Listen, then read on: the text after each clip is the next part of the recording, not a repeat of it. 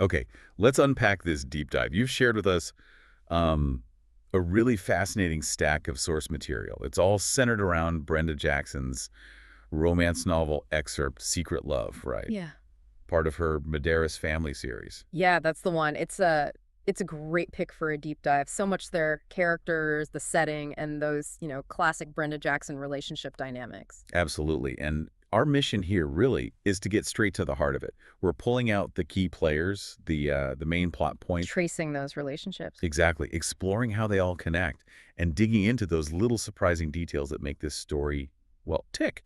Think of it as getting the inside scoop straight from the text. Precisely. We're sort of guiding you through this world. You've got Texas ranching, Hollywood glamour. Worlds colliding. Yeah, big time.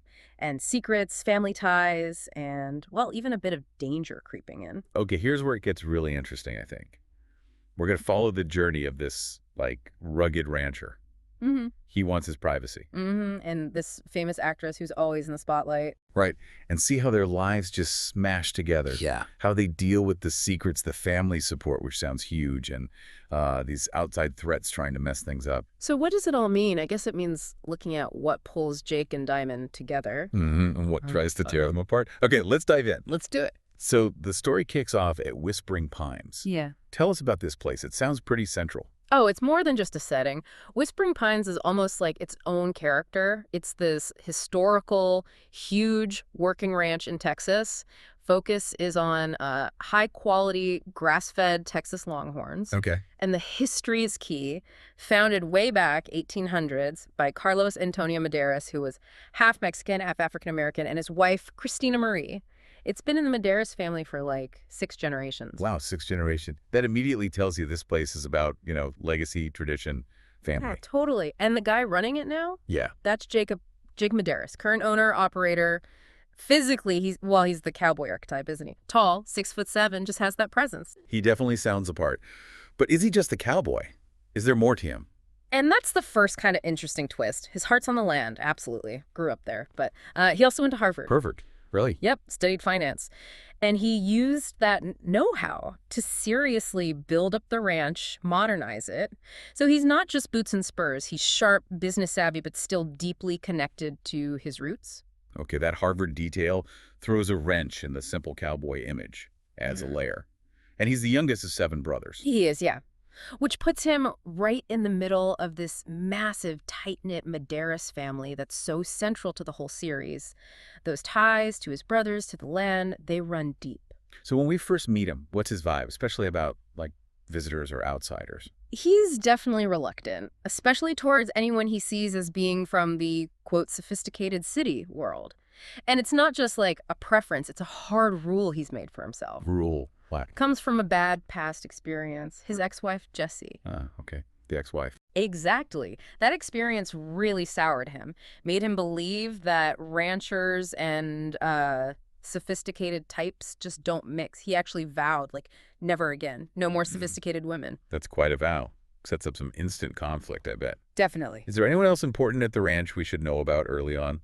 Yeah, there's Blaylock Jennings. He's described as a trusted friend, kind of a father figure to Jake there. Former rodeo star, the source mentions, adds another layer of that, authentic Texas flavor. Yeah, I get it. Okay, so Jake has this firm, no sophisticated women rule. How on earth does a Hollywood movie star end up on his doorstep? Right. It's a bit classic, actually. It comes down to a poker game. A poker game? Seriously? Between who? Between Jake and his longtime buddy Sterling Hamilton, the movie actor. Sterling wins. And the prize, a 3-week stay at Whispering Pines. But Sterling doesn't go himself. Nope. And this is the twist Sterling apparently enjoys. The stay isn't for him, it's for his friend, Diamond Swain. Enter Diamond Swain. Okay, what's her story, according to the source? Diamond is, well, she's a big deal. Highly sought-after African-American movie actress. And her beauty is really emphasized above and beyond drop-dead gorgeous, is how it's put. And why does she need a vacation on a Texas ranch? She's been running herself ragged, basically, professionally. Plus, she's recovering from a pretty nasty divorce about a year before. Her ex was Samuel Tate, the race car driver. Okay. So her doctor basically ordered her to take a break, rest up. This ranch stay, courtesy of Sterling, is her way of doing that. She sees it as just a needed vacation. So Sterling's being a good friend, using his poker win for her.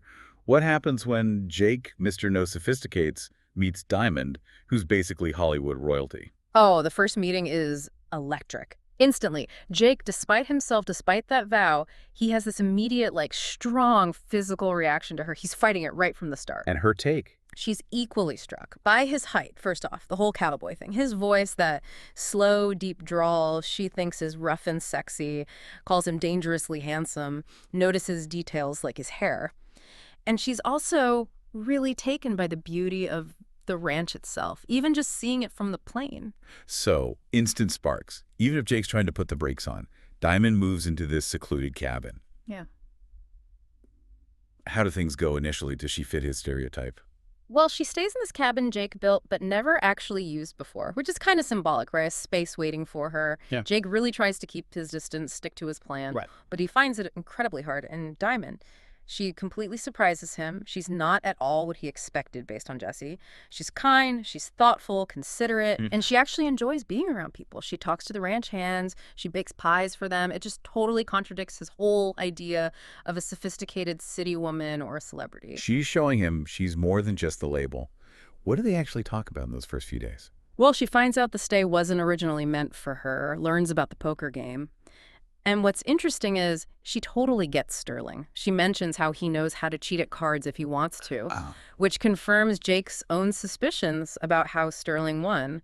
They talk about simple stuff too, like her picking berries, baking, how she wants to meet the people working there. So she's showing genuine interest in his world. That's got to be key. And that attraction, is it just simmering under the surface? Oh, it's way past simmering. It's undeniable, mutual. The source mentions moments where they're really struggling not to touch, where Jake has to physically stop himself from kissing her. He starts admitting, kind of grudgingly at first, that being with her is actually where he wants to be, not out working. He even explicitly contrasts her with Jesse, recognizing Diamond is thoughtful, kind, everything that was good and decent, realizing maybe his rule was flawed. Okay, so that powerful connection leads somewhere deeper, right? What happens next? Yeah, things deepen fast. They become intimate, first at her cabin, then later at his main house. The source describes these moments as really powerful, fulfilling for both of them, something Jake hasn't felt before. And they start sharing more personal stuff, Yeah, opening up. definitely. They share significant pieces of their pasts. Diamond talks about her dad, Jack Swain.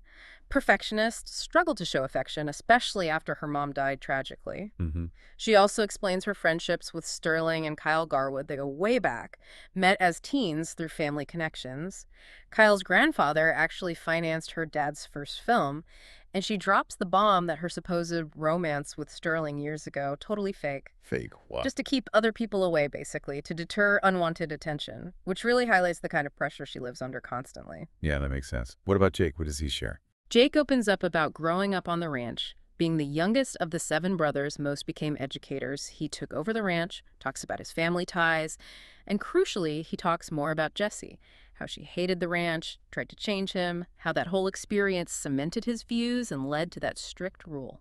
So they're both carrying baggage from their pasts, shaping their fears. What's Diamond most worried about as things get serious? Her biggest fear, and it's a major theme, is her public life. The media, the paparazzi, the whole circus. She's terrified it's going to invade Whispering Pines and destroy Jake's peace, his private world. That seems like a legitimate fear given her job. It is. And it's so strong that she actually makes this internal vow. Yeah. She will never make him choose between her and the ranch. She's convinced the ranch has to come first for him. It shows this conflict inside her wanting him, but trying to protect what she thinks he values most. Wow. Okay, so despite all that, they fall hard. But then the outline mentions a secret marriage. How does that come about? Yeah, after falling deeply in love, they do something pretty drastic. They get married. Secretly. Secretly. For how long? Not just a few weeks, for about 18 months. 18 months. That's a really long time to hide a marriage. Why the secrecy? It was Diamond's idea, really. Driven by that fear we just talked about. She genuinely thought keeping it secret was the only way to protect Jake and the ranch from the media storm her fame attracts. Protecting him by hiding their life together. What was the effect of that secrecy? Especially on Jake. Well, it meant sacrifices. Yeah. Big ones for Jake. Like, he couldn't just have his huge family over to the ranch whenever because they didn't know when Diamond might secretly be there. Right. Maintaining the facade. Yeah. And ironically, he found himself constantly rearranging his ranch schedule to grab time with her when she was there. which actually started messing with his work, the very thing she was trying not to disrupt. So the secrecy had unintended consequences. Exactly. And it's interesting, too, because a few key people did know, Blaylock knew, Jake's brother Jonathan and his wife Marilyn, Sterling, Kyle. They were in on it. And what did they think? Supportive of Jake and Diamond as a couple, for sure, but some, especially Blaylock, apparently questioned if the secrecy was really necessary for that long. He felt Jake was giving up too much, and maybe Diamond underestimated Jake's ability to handle things. Like, Jake could handle a few reporters, you know? Makes sense.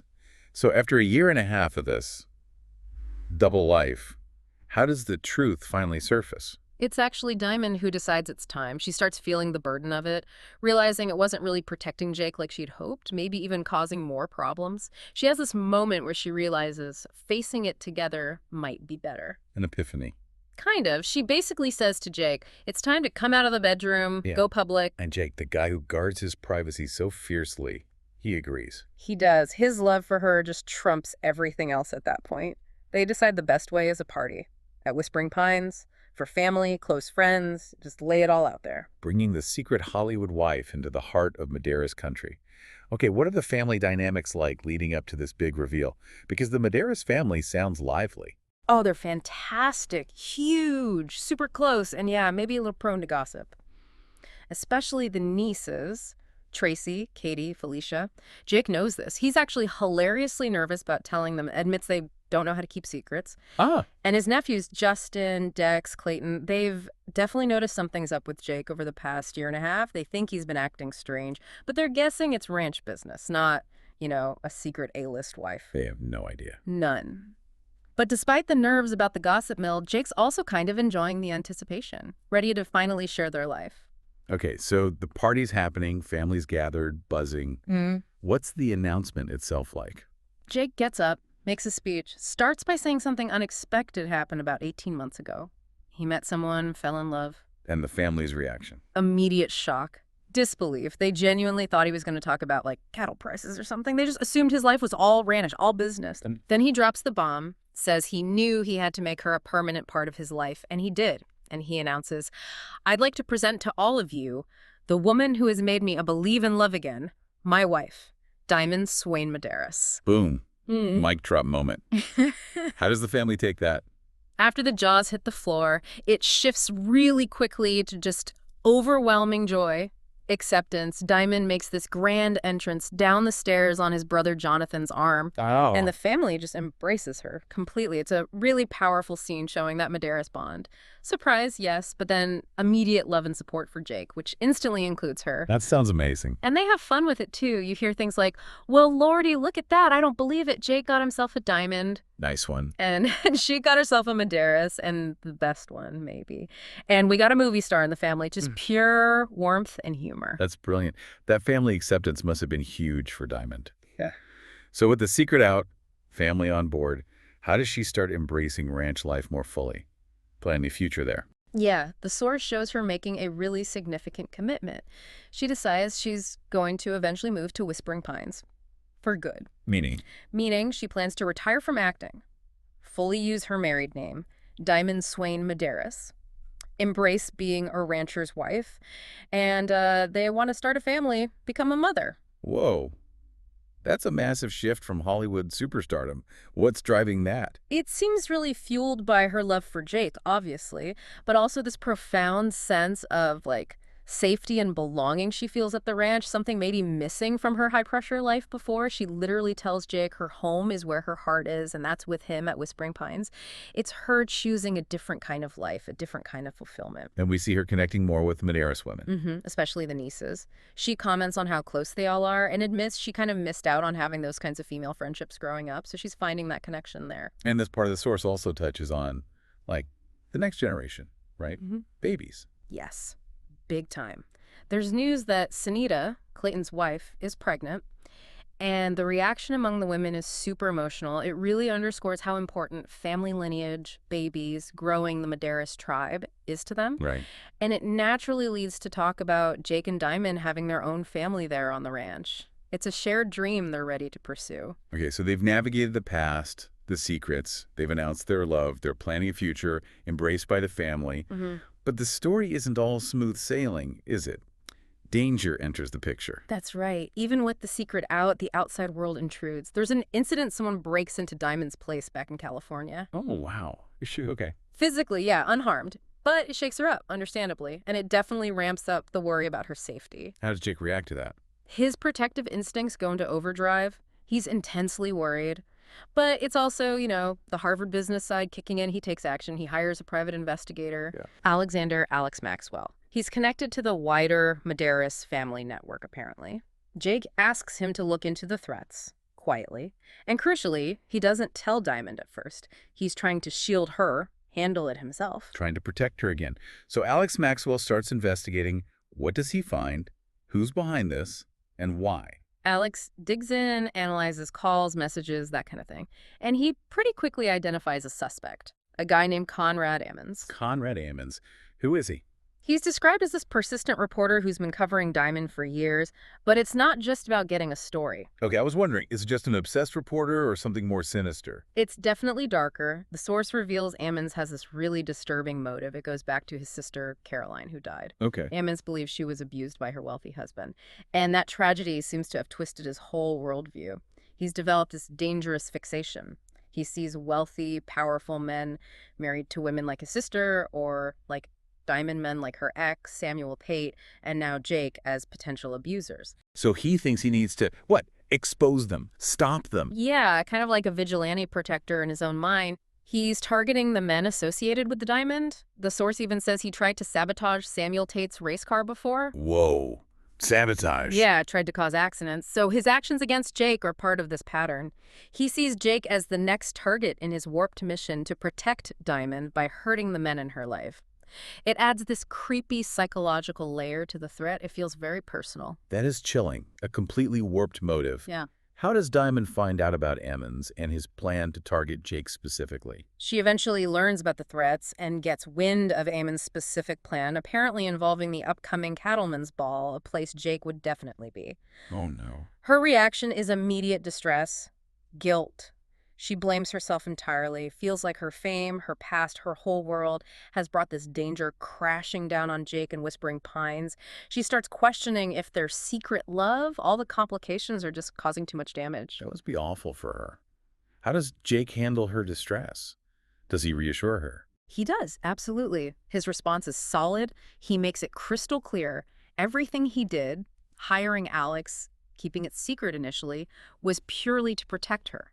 He tells her flat out he knew the risks associated with her life when he fell for her, when he married her, and he doesn't regret it, not for a second. He owns his choice. Completely. Says he was willing to face any danger, even put himself out there as bait to keep her safe. It's this huge reaffirmation. She comes first, even before the ranch he loves so much. That's powerful. And there's an interesting bit here with Diamond's father, Jack Swain, right? Yeah, it's fascinating. Jack hears about the threats against Jake, and he's worried, naturally. But then we find out Jack had also hired Alex Maxwell earlier. Wait, her dad investigated Jake, too. Why would he do that? Yep. Right after he found out about the secret marriage, it seems Jack has his own trust issues, very protective of Diamond, maybe stemming from losing her mother. So his way of dealing with it was to, well, check Jake out, secretly. Wow. So showing love through investigation. Kind of his MO, maybe. Thankfully, Alex's background check confirmed Jake was a good guy, genuinely loved Diamond. So it eased Jack's mind about Jake himself, but obviously didn't stop him worrying about the external threats now. It really shows how everyone's past baggage plays into the present conflict, and the rest of the family starts rallying around them against this threat. Oh yeah, that family unity theme comes through strong again. Jake's nephews step up, offer help. Alex suggests bringing in more of the family network, maybe even law enforcement, the FBI. It acknowledges this is serious. Jake can't just handle it alone or keep it totally quiet anymore. The private world has been breached by public danger.